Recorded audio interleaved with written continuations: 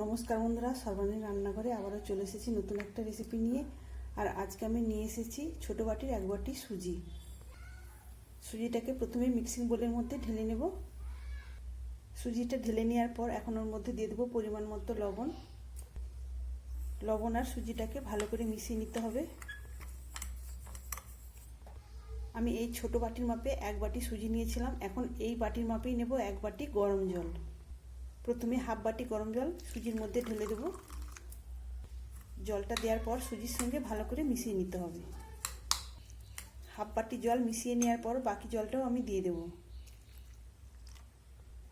বাকি জলটা দিয়ে খুব ভালো করে মিশিয়ে নিতে হবে। এইভাবে মিশিয়ে নেওয়ার পর এটাকে এখন রেস্টে রেখে দিতে হবে 10 মিনিটের জন্য। সেই ফাঁকে একটা পুর বানিয়ে নেব। পুর তৈরি করার জন্য গ্যাস অন করে একটা কড়াই বসিয়ে তার মধ্যে দিয়ে দিয়েছি 2 টেবিল চামচ রিফাইন্ড তেল। এখন তেলের মধ্যে দিয়ে দেবো ছোটো চামচের 1 চামচ গোটা জিরা। জিরাটা খুব সুন্দর করে ভেজে নিতে হবে। আর এই জিরা থেকে যখন ভাজার একটা খুব সুন্দর গন্ধ বের হবে, এর মধ্যে আমি দিয়ে দেবো, এখানে আমি নিয়েছি কাঁচা পাকা লঙ্কা। এখানে আমি 3টে কাঁচা পাকা লঙ্কা কুচিয়ে নিয়েছি। আর এখানে নিয়েছি 4 কোয়া রসুন। রসুনটাকে ছোটো গ্রেটারে গ্রেট করে নিয়েছি। এখন রসুন আর কাঁচা লঙ্কাটা কড়াইয়ের মধ্যে দিয়ে দেবো। এখন রসুন আর কাঁচা লঙ্কাটা ভেজে নিতে হবে যতক্ষণ না পর্যন্ত এর কাঁচা গন্ধটা চলে যাচ্ছে। এখানে রসুন আর কাঁচা লঙ্কাটা আমি প্রায় মিনিট খানেক নাড়িয়ে চাড়িয়ে ভেজে নিয়েছি। এখন আমি এর মধ্যে দিয়ে দেবো একটা মিডিয়াম সাইজের কুচানো পেঁয়াজ। পেঁয়াজটাকেও নাড়াচাড়া করে হালকা করে ভেজে নেব, তবে খুব বেশি লাল করে ভাজার প্রয়োজন নেই। কিছুক্ষণ পেঁয়াজটা নাড়িয়ে চাড়িয়ে নেওয়ার পর এর মধ্যে দিয়ে দেবো একটা মিডিয়াম সাইজের পাকা টমেটো। এটাকে ছোটো ছোটো করে কেটে নিয়েছি। সব কিছু আবারও নাড়িয়ে চাড়িয়ে কিছুক্ষণ ভেজে নেব। সব কিছু কিছুক্ষণ নাড়তে ভেজে নেওয়ার পর এখন এর মধ্যে দিয়ে দেবো, এখানে আমি নিয়েছি 1 বাটি গাজর আর আলু। গাজর আর আলুটাকে আমি ছোটো গ্রেটারে গ্রেট করে নেওয়ার পর পরিষ্কার করে ধুয়ে নিয়েছি। আলু আর গাজরটা দেওয়ার পর আবারও সব কিছু ভালো করে নেড়েচেড়ে মিশিয়ে নেব। একটু নেড়েচেড়ে নেওয়ার পর এখন আমি এর মধ্যে দিয়ে দেবো পরিমাণ মতো লবণ আর হলুদ। লবণ আর হলুদটা দেওয়ার পর আবারও ভালো করে নেড়েচেড়ে মিশিয়ে নেব। তবে এই সময় বেশ কিছুক্ষণ নাড়াচাড়া করে একটু রান্না করে নিতে হবে, যাতে এই গাজর আর আলুটা খুব সুন্দরভাবে সেদ্ধ হয়ে যায়। যেহেতু গাজর আর আলু আমি ছোটো গ্রেটারে গ্রেট করে নিয়েছি, তাই ঢাকা চাপা দিয়ে রান্না করার প্রয়োজন নেই। এমনিতেই এভাবে নাড়াচাড়া করতে করতে আলু আর গাজরটা খুব সুন্দরভাবে সেদ্ধ হয়ে যাবে। তবে ঝালের জন্য আপনারা চাইলে এই পর্যায়ে লঙ্কার গুঁড়োও দিতে পারেন, ঝাল লঙ্কার গুঁড়ো। আমি যেহেতু 3টে কাঁচা পাকা লঙ্কা এখানে দিয়েছি, আর ঝাল লঙ্কা এখানে ব্যবহার করব না। দেখুন বন্ধুরা, এখানে আলু আর গাজরটা সুন্দরভাবে সেদ্ধ হয়ে গেছে। এখন আমি এর মধ্যে দিয়ে দেবো একটা ডিম। ডিমটা দেওয়ার পর অনবরত নাড়িয়ে চাড়িয়ে সব কিছুর সঙ্গে মিশিয়ে নিতে হবে। ডিমটা মিশিয়ে নেওয়ার পর সবশেষে দিয়ে দেবো 1 চামচ চিকেন মশলা। তবে আপনাদের হাতের কাছে এইরকম চিকেন মশলা না থাকলে আপনারা চাট মশলা, ম্যাগি মশলা বা অন্য যে কোনো মশলা দিতে পারেন।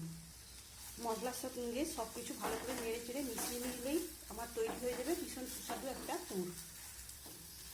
তবে এই পুরটা এতটাই টেস্টি হয়েছে, আপনারা রুটি বা পরোটা যে কোনো কিছুর সঙ্গে খেতে পারবেন। তো এখানে আমার পুরটা রেডি হয়ে গেছে, এখন এটাকে নামিয়ে নেব। এদিকে সুজির ঢাকাটা খুলে নিয়েছি। আর দেখুন বন্ধুরা, সুজিটা জলটা শোক করে নিয়েছে আর অনেকটাই ফুলে উঠেছে, আর সুজিটাও ভিজে নরম হয়ে গেছে। এখন আমি এর মধ্যে দিয়ে দেবো আটা। আমি যে বাটি মাপ করে সুজি নিয়েছিলাম সেই বাটি মাপে হাফ বাটি আটা নিয়েছি। এই হাফ বাটি আটা প্রথমে দিয়ে দেব।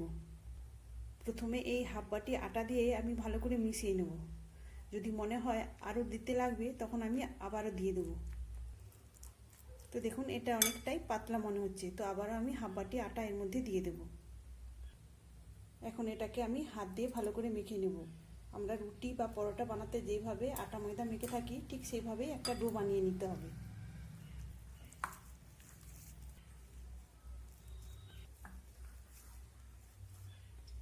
এইভাবে মাখতে মাখতে হাতে লেগে যাবে, তাতে কোনো সমস্যা নেই। হাতে একটু রিফাইন্ড তেল নিয়ে নিতে পারেন। তো দেখুন বন্ধুরা, এইভাবে আমি একটা সফট ডো বানিয়ে নিয়েছি। আর এটা মাখতে আমি যে বাটির মাপে সুজি নিয়েছিলাম 1 বাটি, সেই বাটির মাপে 1 বাটির থেকে একটু বেশি আটা লেগেছে। এখন এই ডোটা থেকে আমি লেচি কেটে নেব। আমার এই ডোটা থেকে 4টে লেচি হবে। এবার প্রত্যেকটা লেচি আমি রুটির মতো করে বেলে নেব।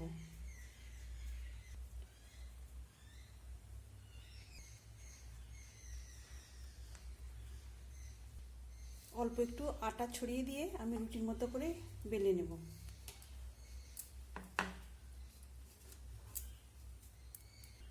এভাবে একটা মিডিয়াম সাইজের রুটি বেলে নিয়েছি। রুটিটা খুব বেশি পাতলা আবার খুব বেশি পুরো নয়, মিডিয়াম সাইজের রুটিটা বেলে নিতে হবে। এখন এই রুটির 4 সাইডটা কেটে বাদ দিয়ে দিতে হবে। তবে এই কেটে নেওয়া অংশগুলো একেবারে বাদ দেব না, এগুলো দিয়ে আবারও বানিয়ে নেব। এবার এটাকে সমান 4টে টুকরো করে কেটে নেব।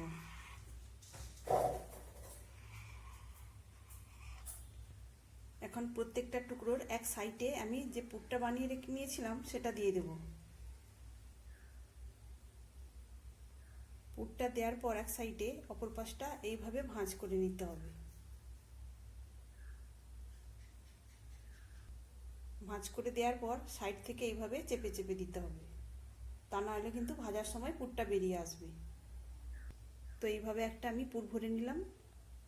আজকের এই রেসিপিটা আপনারা বিকালে স্ন্যাক্স হিসাবে টমেটো সসের সঙ্গে খেতে পারেন, তাছাড়া এমনিও খেতে ভীষণ ভালো লাগবে। এইভাবে চেপে চেপে সাইডটাতে মুখটা বন্ধ করে দিতে হবে। যদি মনে হয় পুরটা বেরিয়ে আসবে তাহলে কিন্তু আপনারা এইভাবে মুখটা মুড়িয়ে নিতে পারেন।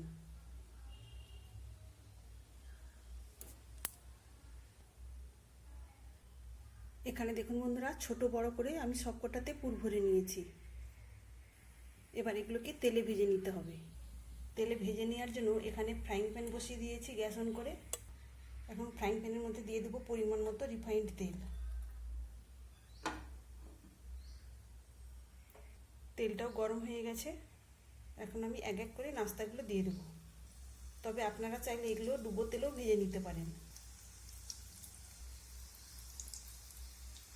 আমি এখানে বেশ কয়েকটা দিয়ে দিয়েছি ভাজার জন্য। এখন গ্যাসের ফ্লেমটাকে মিডিয়ামে করে দিতে হবে। এক পাশটা কিছুক্ষণ রেখে দেওয়ার পর অপর পাশটা ভাজার জন্য উল্টে দেবো। বন্ধুরা, আজকের রেসিপি আপনাদের ভালো লাগলে অবশ্যই একটা লাইক দেবেন। সেই সঙ্গে যদি নতুন বন্ধুরা এসে থাকেন অবশ্যই আমার চ্যানেলটিকে সাবস্ক্রাইব করে আমার পাশে থাকবেন।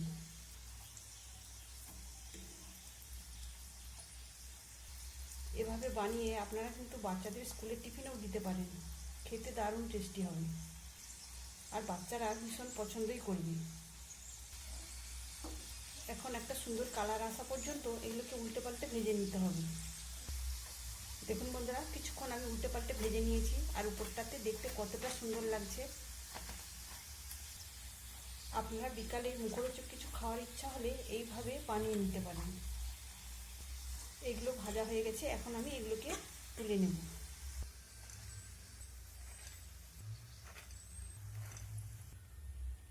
আর বাকিগুলো একই রকমভাবে ভেজে নেব। বন্ধুরা, আর কিন্তু তেল দিতে লাগবে না। দেখুন কত অল্প তেলেই এগুলো ভাজা হয়ে গেছে। আর এই তেলের মধ্যে আমার বাকিগুলো ভাজা হয়ে যাবে।